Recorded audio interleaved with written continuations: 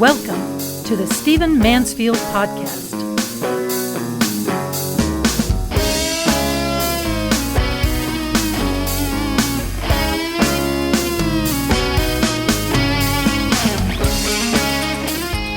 I'm sure you're aware of the movie that's getting much attention and much buzz right now about Winston Churchill. It's called Darkest Hour.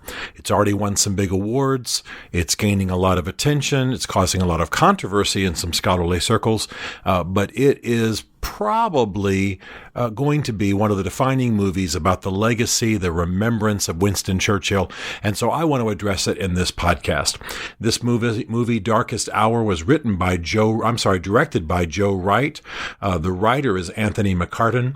And what it's probably best known for is the acting of Gary Oldman. Now, Gary Oldman is a very well-known British actor, but he's a rather small man. He's rather trim. He's not heavy. He's not chubby like Churchill was, and yet they put about 60 pounds of prosthetics on him and made him look like Churchill. That work alone deserves an Oscar. Pretty stunning.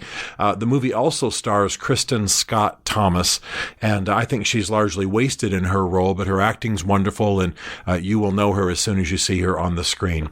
Now, let me say right off the bat that I actually am pretty happy with the movies that present historical truth, historical episodes that people don't know much about, even if those movies aren't 100% accurate. For example, before the movie Braveheart came along, almost no one talked about William Wallace. But William Wallace was such a major figure that one of Abraham Lincoln's sons was named for William Wallace. William Wallace Lincoln, the famous Willie, who died while the Lincolns were in the White House.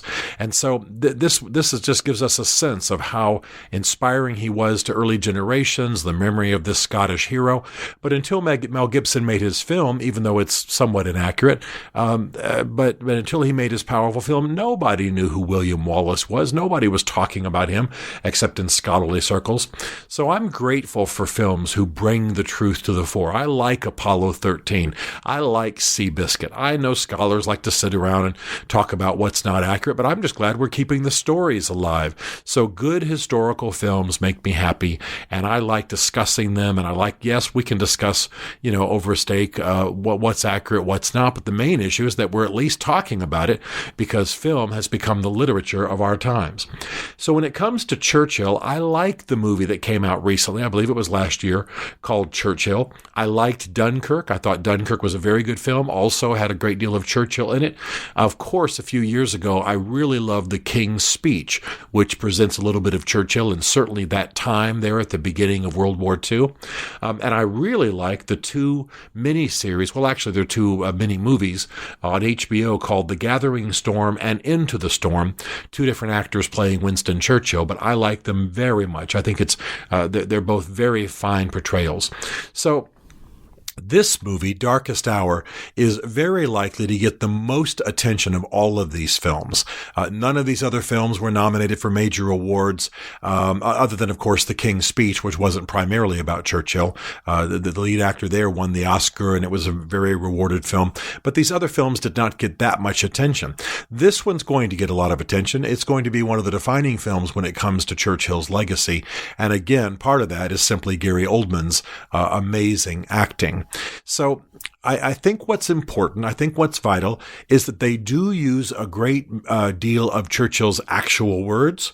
They don't shy away from his flaws.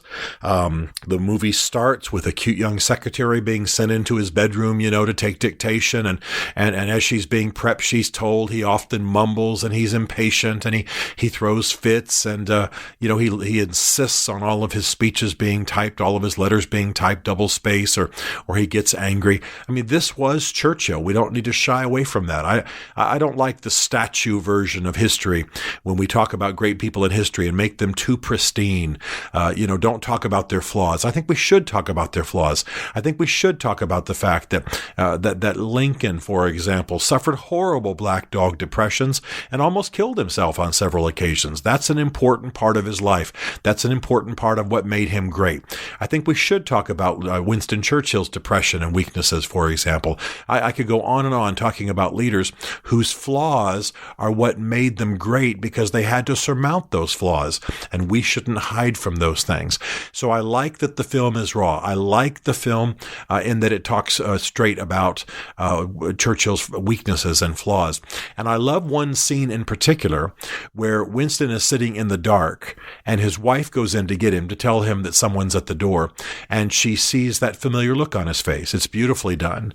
And Kristen Scott Thomas as Clemmy goes over, kneels down in front of Winston, cups his face in her hands, encourages him, reminds him that he's gotten over this depression before. She doesn't call it that, but we all know what's going on. He's in the doldrums. He's facing terrible odds. He's challenged in a major way. He could go down as one of the great failures in history, but she knows that the black dog depression, and those were his words, black dog depression, has entered him, and she's telling him that yes, you're flawed, but you can overcome your flaws, and that's what makes you great.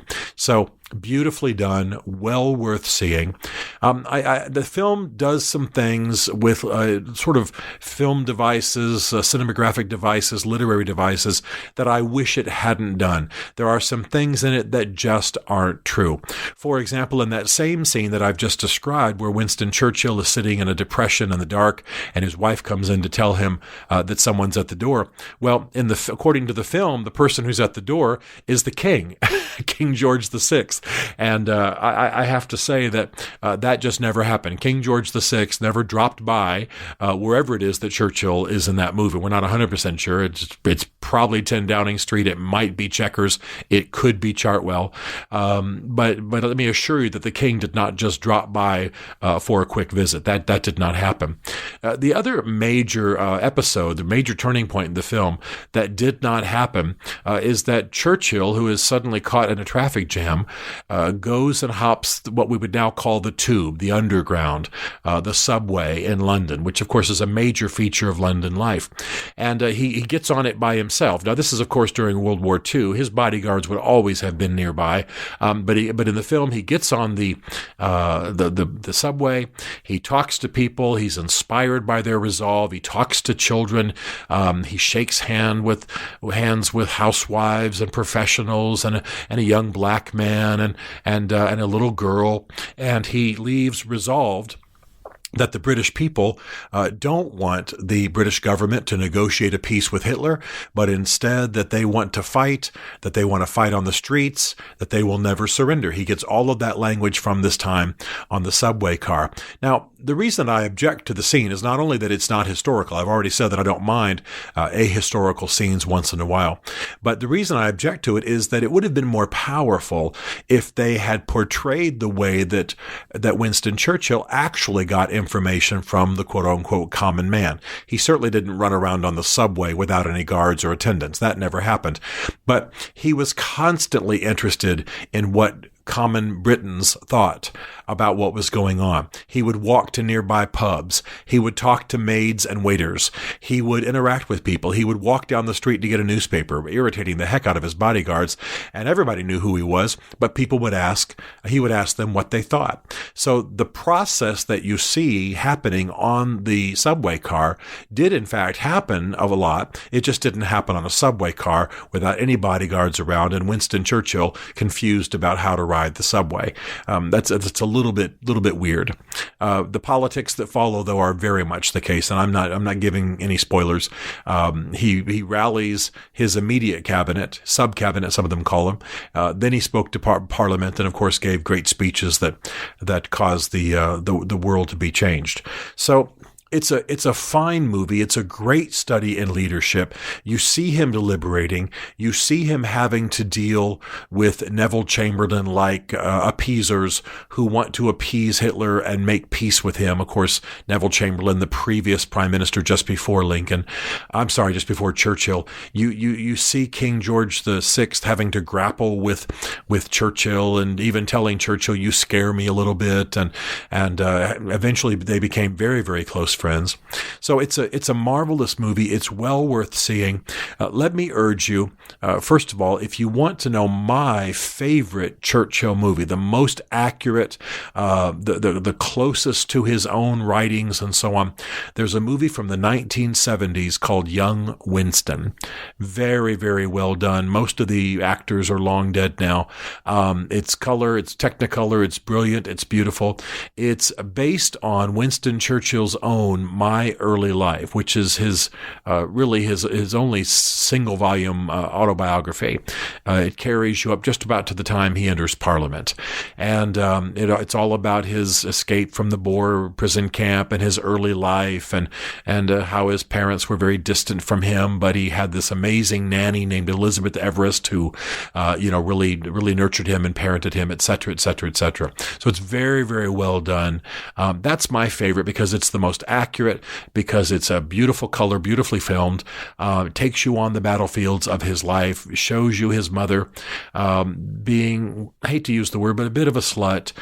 Even in this current movie, Churchill says very slyly, perhaps my mother was too widely loved. Well, what that means is, of course, that she took lovers, and that is true. And then his father was just descending into madness. So Churchill had a tough time at home, and that early film, Young Winston, shows it. But I like this film. I strongly urge you to see it. I strongly urge you to consider the leadership themes in it. Don't worry about the things that aren't historical. They are, whatever's not historical is still benevolently intended. Nobody's trying to deceive you about the subway scene. They're just looking for a device to say that Winston Churchill got opinions from the common man. But it's a good movie, and I would also recommend these others. In fact, many of you who listen to this podcast are leaders, you're aspiring leaders, and I just can't recommend enough that you watch these films about Winston Churchill and learn the leadership lessons there are to learn from him. Just pretty amazing. Again, the movie Churchill that was out last year, Dunkirk, The King's Speech, and then 2 HBO special features, The Gathering Storm and Into the Storm. Of course, the one I'm talking about right now, Darkest Hour. And then you might also consider my book on Winston Churchill. The original version of it was called Never Give In, but the second version is called The Character and Greatness of Winston Churchill, Leader in Time of Crisis. You can see it on Amazon. You can get it off my site, no problem. I think it'll help you. It's more about the pillars of Churchill's greatness and leadership that can be emulated by us in another generation. So see the movie. Don't worry about what's not historical. Enjoy it, but read the life of Winston Churchill. He's important. He is the archetype of great leadership, despite his flaws, despite his failings, despite his depression, despite even his bad decisions in office, and those are explored in this film. And he's someone who will help you live a more meaningful life and a greater life of leadership. Stephen Mansfield is a New York Times best-selling author, a popular speaker, and a frequent faith and culture commentator on Fox and CNN. His groundbreaking books on faith and society include The Faith of George W. Bush, The Search for God in Guinness, Mansfield's Book of Manly Men, and Lincoln's Battle with God. Learn more at stephenmansfield.tv.